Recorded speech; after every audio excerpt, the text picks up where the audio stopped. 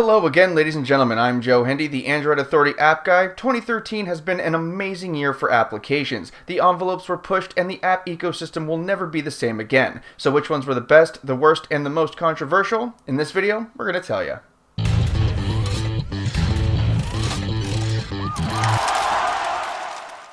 First up is the best design app of the year, which we gave to Osmos HD. The game itself is a puzzle game where you must absorb motes that are smaller than you so you can grow and absorb larger motes. It's $1.99 in the Google Play Store right now. So why did we choose it? Because it's simply beautiful. The motes are colorful and vibrant, the gameplay is challenging and intense but slow and relaxing at the same time. Add in the atmospheric music and it's like the nerd gamer equivalent of taking a bubble bath with candles. The runner-up in this category was Badland. Our best designed app choice this year is Calendar. It's a calendar app so you pretty much know what it can do. It's free in the Google Play Store and we gave it a pretty favorable review just a few weeks ago. At the end of the video, we'll provide a link to the review. Calendar won this category because its design actually affects its functionality in a positive manner. The calendar itself looks wonderful, it's colorful, easy to read, and modern. When adding things to the calendar, everything is modular and easy to find and select. It has a lot of functionality and it's enjoyable to look at and to use. Our runner-up in this category was the official app for The Score. Google Talk was a pretty decent service, but when Hangouts came out after Google I/O, things got so much better. It's free and it's a Google app. What it does is send SMS and MMS messages and is the official chat service of Google+. What else can we say? SMS, MMS, improved video chatting, improved group chatting, setting moods, hundreds of emoticons, and a brand new design were among the most important features that were added. Before the revamp, Google Talk was a respectable chat client. Since the revamp, Hangouts has become a must-have application for pretty much everyone with a Google account. Our runner-up here was Feedly. Google Keep has been in like 4 or 5 of our app lists in 2013 and thus has earned its spot as our most useful app of the year. It's a note-taking app that quickly and easily syncs to your Google Drive account, it's free in the Google Play Store, and it's really quite unique. When we first got a hold of Google Keep, we knew it would be on our best of 2013 somewhere. It is fun to use, syncs automatically to Google Drive where it is easily accessed by going to drive.google.com/keep, and the various colors and note types allows you to easily organize your thoughts in a simple interface that's also easy to manage. Our runner-up in this category was the Android Device Manager.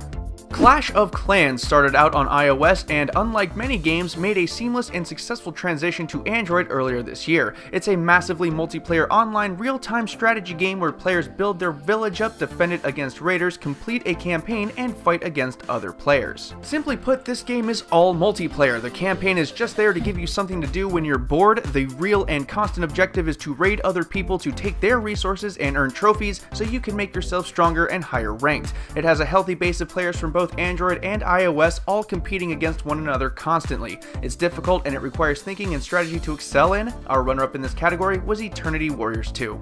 Lulu is an app unlike any other. The premise is women sign into it using their Facebook accounts and then they rate men. They can say good things or bad things about them, but the defining characteristic is that men can't join, so what women are saying is completely hidden so they can't see it. This app has encouraged negative and brutal commentary from both men and women, and you know a woman-only app is offensive and terrible when even other women are angry about it. Men can't opt out of it unless they delete their Facebook accounts, and we're so sure that angry, jealous ex-girlfriends are rating men objectively. Men don't like it and women don't like it, but it's still popular somehow. It's like the Jersey Shore of Android apps. Our runner-up in this category was the CyanogenMod installer app.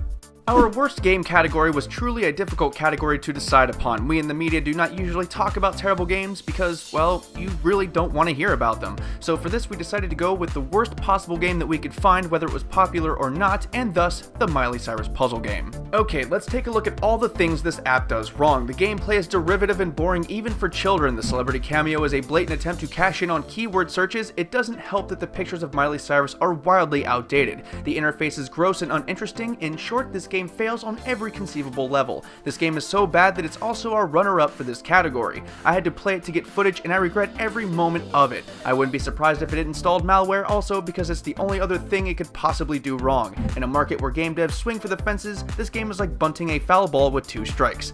Don't download it. The worst app category was much easier because there are few apps that bombed as bad as Facebook Home did this year. For those who may not know, Facebook Home is a launcher replacement app with such breakneck features as folders and Facebook integration. I could sit here for an hour and discuss all the reasons why this app is terrible. It doesn't compete with other third-party launchers on any valuable level in terms of features or functionality. The app sucks so bad that it killed a smartphone and somehow made HTC's future look even bleaker. When your product is so bad that it makes other companies look bad, that's about as low as you can go. For shame, Facebook.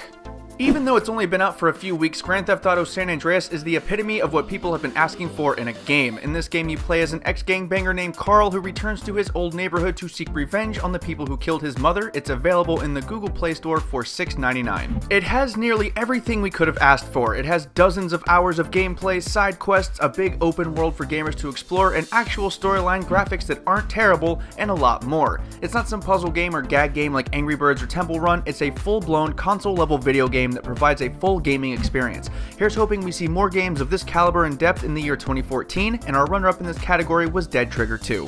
At first, we did everything in our power to figure out if there was another app that could go here because we didn't want to mimic the Google Play Store's list in any way. However, we simply couldn't avoid the facts. Duolingo is an educational game that teaches people new languages by using a combination of voiced and text lessons, and it is the best app of the year. What we wanted to find were applications that pushed the envelope further on Android. Sure, there were apps like Timely and CalCalendar, but those apps didn't really bring anything new to the table. They simply took what was already there and made it look better. Duolingo actually changed things. Never before had an education app garnered as much attention, and it showed that you can have useful, successful education apps with mass appeal. If any genre needed proof of this, it was education. It's totally free to use, and everyone should speak multiple languages anyway. It's good for the brain. This app should be on every smartphone, period, and our runner-up in this category was Helium.